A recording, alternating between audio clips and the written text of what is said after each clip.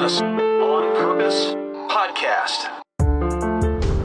He's 59 years old, married 39, going on 40 years.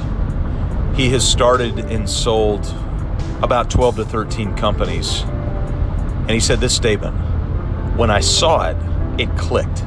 Hey, it's Scott Beebe, the Business on Purpose podcast, liberating you from the chaos of working in your business. Go to freedom.mybusinessonpurpose.com. We've got something that we're building right now that I think you'll appreciate and enjoy. I was sitting in a room just 2 days ago, and one of my mentors and my business coach, Aaron Walker, we were honored enough to be able to have him out to come speak to a room full of, at that time, at about 60 or 70 people, 5 companies, multiple employees and team members from those companies sitting in the room. That evening, spouses would join us, and along with the next morning as well. And so the room almost doubled in size. Aaron stood in front of these business owners and their team members, and in what was honestly a bit of a humiliating talk, to tell all of these people that I've grown and sold companies, and it's been great, but I've done it grinding my fingers to the bone. And not until I started to develop a written vision, written mission, written values, and documented and captured systems and processes that we could scale and delegate to our team, not until I actually physically saw those did it click. But man, when I saw it, it clicked. And Aaron went on to show, using just simple slides, some of the systems and processes that they had built out, and it offered an incredible amount of visible encouragement to everybody in the room. You might think, golly, I can't think, especially if any of you have ever heard Aaron Walker, just Google him, he's on a lot of podcasts. If you've ever heard him speak, he's got incredible stories, and obviously he laced some of those Middle Tennessee stories, growing up in this really tiny house and a household really of not many means. And he shared a lot of those stories in only a way Aaron can share, but then to get to that point of humility to share as the sage in the room to a lot of people who are a lot younger than he is, to say, hey, up until just about 2 or 3 years ago, I did not have this game figured out. And it was powerful. And it made me think about you, the small business owner who's listening to this podcast. And you've flirted with systems, you've flirted with processes, you've danced around vision and mission and values, but you haven't really committed to capturing those.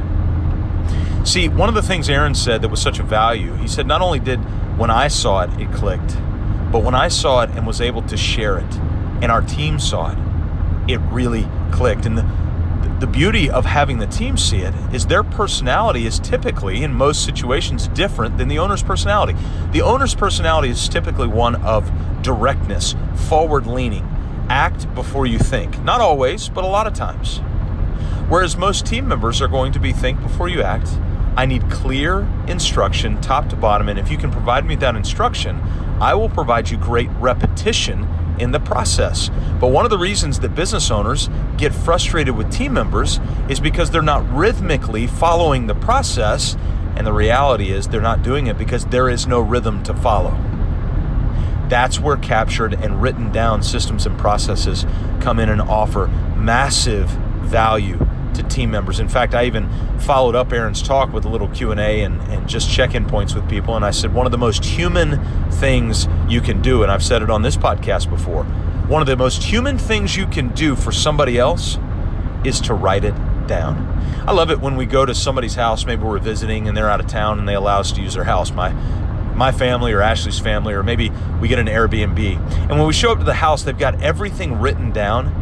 It gives me great comfort. I know exactly what their expectation of us is when we're in the house, and we can even try to beat those expectations and leave it cleaner than they expect. Not cleaner than we found it, but cleaner than their written expectations. It gives us a very human experience to know what's involved. Well, the same thing holds true in your business. I'll go back to Habakkuk. Write it down so others can run. Write it down so others can run. Michael Gerber, if you haven't written it down, you don't own it. It was one of the most honoring pictures that we took the whole weekend. One of the business owners there had about 20 team members, And we were sitting at breakfast around a 10-person table, and about 4 of his team members and their spouses were there at that table with us. And these 4 particular team members were field team members, and so the assumption is they're not going to be as engaged in a conference. They're field guys.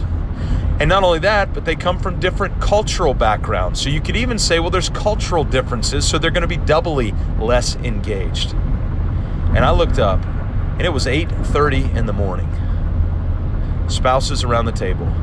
All 4 had their heads down taking notes.